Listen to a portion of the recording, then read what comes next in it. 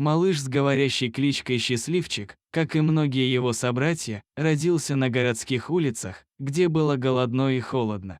Вместе со своим братишкой он попал в закамский приют для собак, где о них, насколько это было возможно, постоянно заботились волонтеры. Но, как ни крути, щенкам в приюте, где сидят около 500 взрослых собак, выживать было трудно. Особенно сложно стало Счастливчику, когда его братик отправился в новый дом.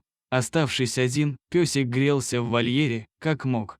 Вокруг холод, непрерывный лай других собак, гуляющие болезни и инфекции, не зацепить которые слабому организму щенка было почти невозможно. К сожалению, Счастливчик заболел. Он угасал на глазах, и волонтеры понимали, что жить ему осталось недолго, если срочно не предпринять меры. Ирина решила во что бы то ни стало спасти щенка и вывезла его к ветеринарам.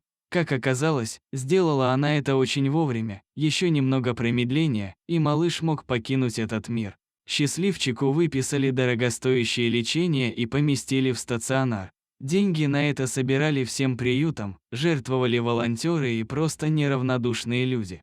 Только благодаря этому удалось спасти ему жизнь.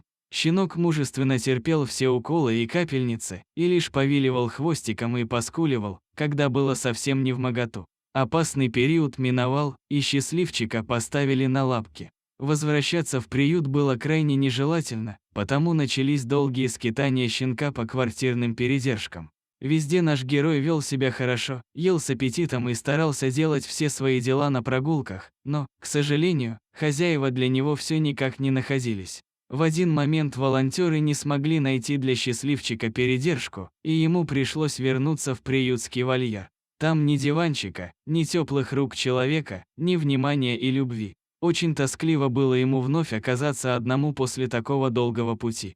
Но не зря Счастливчик носит свою кличку. У него, наконец, появились хозяева, и он отправился жить в квартиру Павла. В новом доме Счастливчика кличут Палычем. Он прекрасно себя чувствует и вырос в активного и здорового юного пса. Благодаря усилиям множества людей его удалось спасти еще щенком, а теперь он делает счастливым своих хозяев, которые не побоялись взять себе друга из приюта. Гав!